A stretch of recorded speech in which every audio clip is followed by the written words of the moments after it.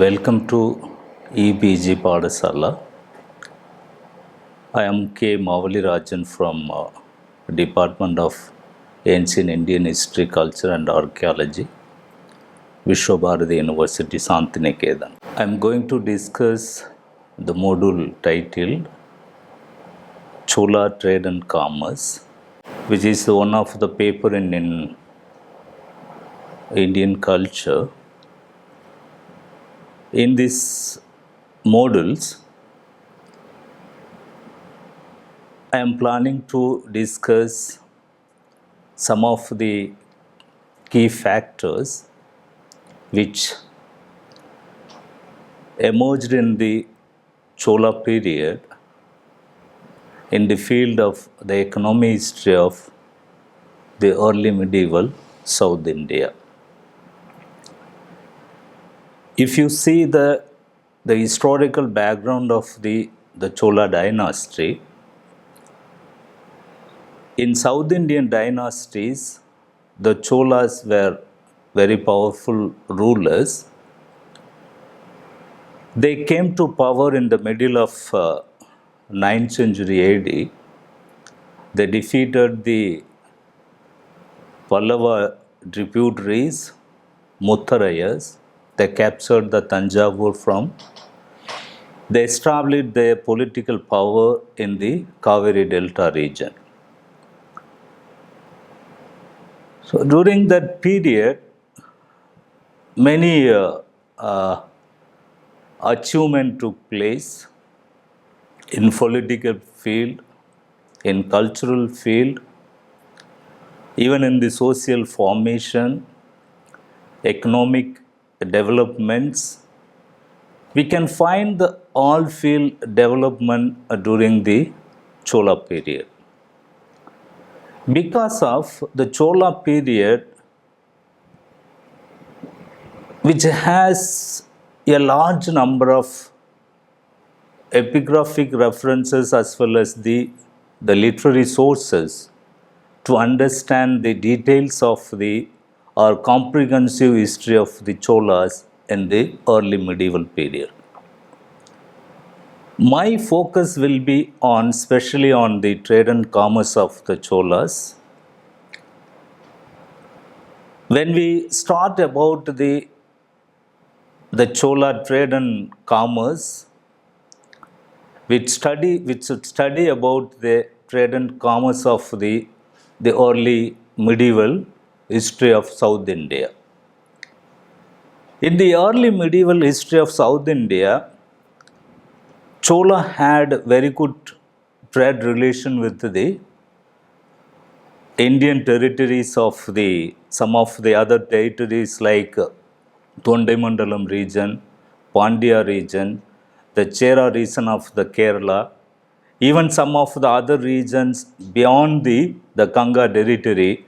They linked these territories with the political, the power as well as the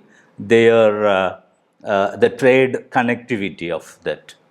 So here in main learning objective of that the present module to know about the trade and commerce of the imperial Cholas, their internal trade relations as well as the external trade activities, their industrial development, the study about the Chola port, the migration of trade and commerce, as well as the migration of the traders from one region to the another regions, from one Chola country to another the countries. I am also planning to discuss about the commercial centers, Nagaram in detailed manner, how Nagaram developed as the independent commercial center in the early medieval period. There I am also planning to make on comprehensive note on the merchant guilds of the South India, especially how the merchant guilds under the Cholas, how they played vital role in the development of the trade and commerce of the Cholas. So that is the main motive of that bringing the ideas. Before explain the detail of the Chola trade and commerce, I would like to emphasize the significance of the study in connection with the trade and commerce of the Chola period. We find large number of the evidences, especially more number of epigraphical sources to find out the trade relation between the Cholas and other countries. So they had very close commercial relation with the marine foreign countries. Even in inland commercial center, they were very busy with the internal trade transaction, as well as the most of the port towns of the Cholas were very busy with the maritime trade activities. Through their trade relations, they exchange the cultural ideas with the Eastern world, or with the some other, even with the Chinas, or with the Persian, with the Greeks. They exchange the cultural values with those countries. There were many roads which connected inland routes, as well as there are some many connected the important the commercial centers, as well as the many roads which connected from the important seaports to the other important the inland commercial center. There are also some of the most important the trade port which linked with the other ports of the China, the other ports of the Java, even ports of the Sri Lanka, which connecting the commercial transaction. So through their political achievements from different aspects, they defeated the Sri Lankan ruler, they established their power, even they defeated the Ganga ruler, they defeated the West Bengal ruler. When through defeating the many of the overseas countries, as well as the inland countries, they established their political supremacy, as well as the trade relation with those countries. For example, there are many, they had close commercial relation with the China. They had very close relation with the Srivijaya. They had very close relation with some of the East Asian countries of the eastern part. So in this way, especially many of the inscription of the Cholas, which speaks about the trade relations between the India and China, India and other Southeast Asian rulers. This the map, it clearly shows that the trade link of the sea trade from the Chola period towards the north eastern part of the especially Southeast Asian part of the sea routes. It simply says that the trade connectivity of that. So the foreign countries, especially of the China's, since ancient time, they involved in the maritime trade with the Cholas. They extend their influence overseas to China, as well as the Southeast Asia. The annals of the Sung dynasty of the Chinas give testimony to the maritime relations to the Chola ruler. Even the medieval travelers' accounts of Marco Polo, Alberuni, it's also testify the trade, very busy trade connection with the other countries. Even especially they had very commercial, where they had very good commercial relation with the China ruler, mainly the Sung and rulers of the China, Sailendra rulers of Srivijaya. There are some rulers of the Bhakta. They established their commercial relation with the Cholas. The Chola Mandalam and its coastal region, this coastal area, were very busy with the commercial transaction with the Chola rulers. There were many important port centers, port cities, which connected the Cholas with the other nations, mainly the Mamallapuram, Saliyur, Korkai, Kailan were important port cities which port city, they were very busy with the overseas trade with the other Chinas. This is the one of the picture which shows the Cholas navigation, how this is another picture about the anchor of the unknown Lola class of the Chola. It's discovered by the Indian army people. Is from the Pumbhar. It was the old the commercial center as well as the coastal capital of the early Cholas. So in the trade transaction, they exported and imported the many of articles of that commercial articles. It's mainly the Cholas exported the number of articles to the countries like the China and other nations. Mainly they exported pearls, elephants, cardamom, cotton, pepper, ivory, and coal. They also some of the imported some of the item from the foreign countries. It's mainly from horses from Arabia, glassware from the Greeks, then camphor, brocades, rhino horns, perfumes, and other luxurious articles from the Persia and Sri Lanka and other the regions from the other area. So these commercial transaction was carried with China. It's very we get more number of the references to understand the commercial relation between the Cholas and the Chinas. Even the Cholas, they had sent their embassies to the China country. Even the China also they had sent their embassies to the Chola countries. Even our Arab merchant also from they went to China through the Sri Vijaya and the Chola country to emphasize that their trade relations.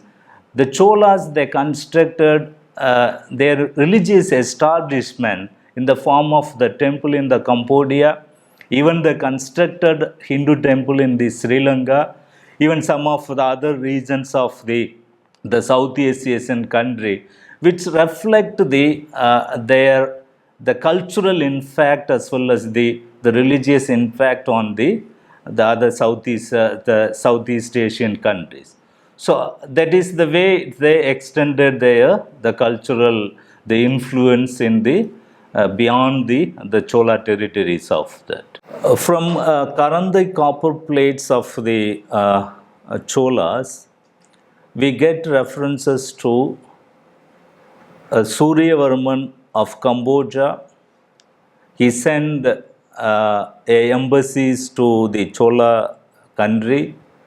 It's mainly to seek the friendship with the Chola regions. Much evidence is available to trace the cultural impact of Tamil country with the Far East. Towards the end of the 9th century, southern India had developed extensive the maritime activities as well as the commercial activities.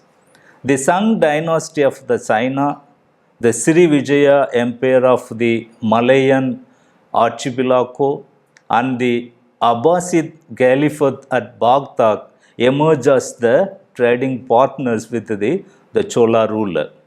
The next we'll see about the migration and the trade network of the Cholas. The merchants of the Chola period often migrated to other localities, whether it is inland regions or the overseas regions. They migrated one region to other regions for their trade activities. They had strong link with the all commercial center. Mostly the commercial centers of the hinterland trade as well as the overseas trade. It's all the important the commercial centers were very much linked with the proper road facility as well as the proper sea routes. They migrated to both long distance as well as the short distance third. There are some strong evidences from the epigraphy we get Yes, in short distances, they migrated from a different region to another region. Some epigraphy says that the Cholas mostly migrated from Tiruvannamalai to Kanchipuram, Tanjavur to Tiruvayyaru, Uttarameru to Tiruvattrur. Then other important, these are the some short route they travel for their the commercial activities. In long distance migration, they migrated from Mylapore to Thiruvidaimarudu. We get it from the inscription of 10th century AD. They also migrated from Tanjavur, Tiruchirappalli, Sengalpet to long distance commercial centers. In trade activities, Tanjavur and Kanjipuram played vital role. Both the centers become very powerful political center as well as the cultural center. Both the center played vital role in the commercial transaction of the inland trade. Tanjavur inscription and Madras Museum plates give detailed picture about the commercial activities of the both commercial center, the Tanjavur and the Kanjipuram. The Chola inscriptions speaks of the many inland markets which in inscription we get the market as in Tamil term as Angadi, which which stand for the market. Perangadi, it's a stand for big market. There are some references to Perundaru. It means a street of the commercial community. These markets area were developed within the Nagaram and is the periphery region in the core area of the Chola country. They were both, they're involved in the, as I said earlier, they involved in both internal as well as the external trade. There are many trade routes which connected the commercial centers, like regions like Pudukkottai, Ramanathapuram, Salem, Coimbatore, lay on ancient trade route linking Karnataka, Kerala with the Tamil country. From there are many, there was trade link between the western and eastern coast of the India. The emergence of coastal towns such as Mylapore, Mamallapuram and port town Kaveripattinam and Nagapattinam, which is which indicate the coastal route between the Cholas and the other region. There were many land route connected important commercial centers. Inscriptions mentions of two classes of road in the Chola period. One is Vadi, another one Peruvali. The Vadi is a small route which is kind of the footpath which is not suitable for wheeled traffic. The Peruvali, it's mainly suitable for the traders. They used for mainly the trade purpose, which were trunk road leading from one big city to the another big city. From the Chola country, such roads were leading to other regions. Chola inscription speaks of some of the valleys, like the Peruvalis, which says that Vaduga Peruvali, which connected to the Andhra region with the Cholas. Then Kongu Peruvali connected Kongu region of the Tamil country. Tanjavur Peruvali, most important road leading to Kalyanapuram from the Chola mainland. From these roads, the merchant carried their commercial goods to distant regions which mainly connected with the trade activities. Now we discuss about the industries under the Chola period. Many industries were flourished under the Cholas. Industries like cottage industry, metal industries, sea salt industries, textile industry were developed in large number. These industry development which led for the changes in the commercial activities of the people. The cottage industry flourished extensively in the Chola period. Metalworks were also popular. They produced images and utensils in gold, silver, bronze, copper, and bronze, etc. Manufacturing of salt also was monopoly rights of the Cholas. The salt was carried on under the supervision of the Chola state. There are many salt manufacturing centers, especially Marakanam, Kanyakumari, Variyur, and other places were important salt manufacturing center. They supplied the salt to the whole Chola region. The Kanchipuram was important, the center for the textile industry. Like there were many port town of the Chola period. The Chola inscription and Tamil literature give the emphasis on the important port center as well as their international trade activities. On the basis of the available source material, we can find that the Kaveri Pattinam, which is also known as the Puhar and Puhar Pattinam, which mostly it's very popular in the first century AD. Coromandel coast was very active in maritime trade. Again, I'll tell of that. Okay. So, from the port of Chola merchants exported and imported the commercial goods. Apart from the Kaveri Pattinam, Nagapattinam was also another port town of the Cholas. The resident merchant of the port town actively engaged in commerce.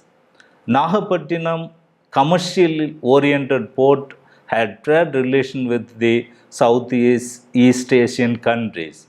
During the Rajendra first period, it played a vital role in commercial dialogue with the kings of Srivijaya.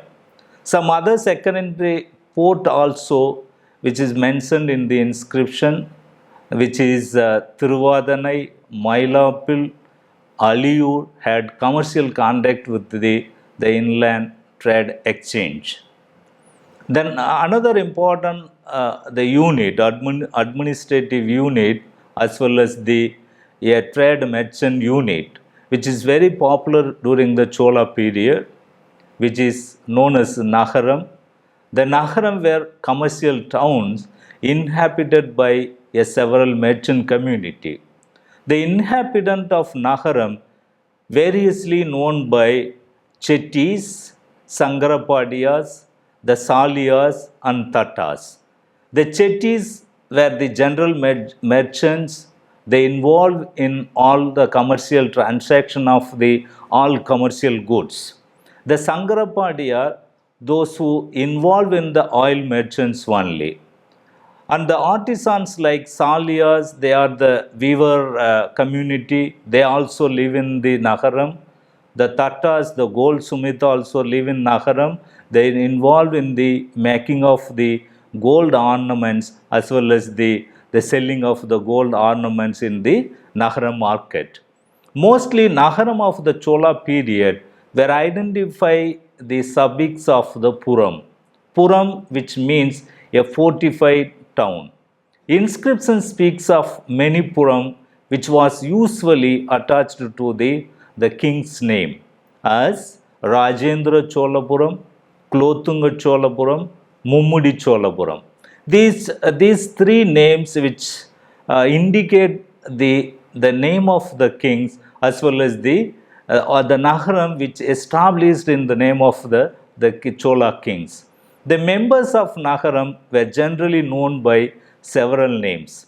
Like the Nagaratar, Nagara Karanatar, Nagara Matthyasthas, they had large measure of control over trade settlement as well as the trade activities of other community. So the Nagaram, they had many responsibility. They functioned as the commercial town. They also involved in the collection of taxes and commercial transaction. It established rules and regulation for the whole the merchant community. They functioned as the administrative unit of the merchant community in the Chola period. So they also are responsible for some other the activities The Nagaram, it's the most important center. There, mostly the Nagarata, they are the very prominent community of the merchant community. They live in the Chola period. They involved mostly in the inland trade activities as well as the overseas trade activities. Apart from these basic functions, the Nagaram also involved in temple financial administration. They were also custodian of the temple property. The Chola kings had close association with these merchant bodies. So, in some of the inscription, when I find that the Chola patronaged many of that their lands to the temple.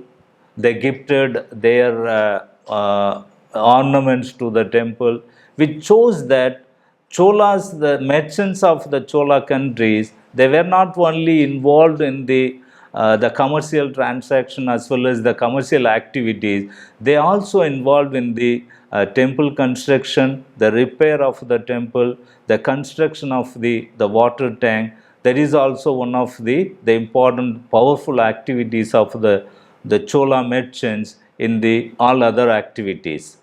So now we discuss about the merchant guilds of the Chola period. The merchant community of the Chola period, they had their own guild organizations. They were called in different names according to the handling the goods. The horse traders were called as chettis. Those who were involved in oil merchants, they were called as Sangarapadia. They supplied oil and ghee to the temple worship. The textile merchants were called as the Chalier. The community, those who were involved in the transaction of the agricultural product, were called as the Periyanatar. They were also known as the Chitrameli Periyanatar in some of the Chola inscriptions. The Chola inscriptions also mentions of many merchant guilds of the South India. There are many guilds flourished. The most important guilds of the Chola period was Manigramam, Nanadesi, Ayyavol, Anjuvanna Vanigar, திசை 1500 அஞ்சுவண்ணத்தார் சித்திரமேலி பெரியநாட்டார் வலஞ்சியார் நகரத்தார். So these the trade merchant among these trade guilds, the best known merchant guilds were the Manigramam and Nanadesis. During the Chola period, both were very popular and powerful merchant guilds. They involved in the trade activities. They mostly in the external trade activities. The Nana Desis was the most important celebrated guild, which was prominent in both internal and overseas trade. Nana Desi were equated to Disai Ayirath Ainutrava. Here Ainutrava stand for 500. திசை 1500 which mean for Ainnurruvar of the 1000 direction, which stand for the Nana Desis. They moved different directions more than the different places. The Nana Desis had close association with the Chitrameli Periyanata, the agricultural guild of the Chola period. So the another one important, the most important, the trade guilds of the Cholas was Ayyavol, which was very popular guild in whole of South India. They had their home base at Aihole of North Karnataka. They had also their bases in Kodumbalur, in Pudukkottai and Tiruchirappalli district. Ayyavol were generally referred to as the Tisai Ayirath Ainutravar in some other inscriptions. They had international trade connections mainly with the West Asian countries. The Ainutravar was a large network of merchant organizations in and after 12th century AD. They engaged in long distance trade even across sea. As they involved in long distance trade, they needed soldiers for their production of their commercial goods. The soldiers, those who involved in the production of the commercial goods, were called in different names in the inscriptions. The Veerar, Eri Veerar, Veerakodi, Diyar, Munni. These are the some of the name of the soldiers they involved in the commercial transaction as well as the safeguard of the commercial goods. On the basis of this background of understanding the Chola trade and commerce, the most important feature of the economic history of the Chola period was that well-defined commercial organizational forms and institutional practice were current, testifying to the functioning of trade as the special economic activity. If you conclude the trade and commerce of the Cholas, they had a very good trade relation with the inland trade as well as the foreign countries. They exported many articles from India, they imported many articles from the other foreign countries. They were very busy with the political expansion as well as the commercial expansions. Through the political establishment as well as the commercial transaction, they established the influence in the inland territories as well as the overseas territories. For that, if you want furthermore references to understand fully about the trade and commerce of the Cholas, you can go through a book by K.A. Nilakanta Sastri, The Cholas, Kenneth R. Hall, Trade under the Cholas, then some of the books relating to the Chola that it will help you to understand the Chola period, especially trade and commerce of the Chola country. Thank you very much.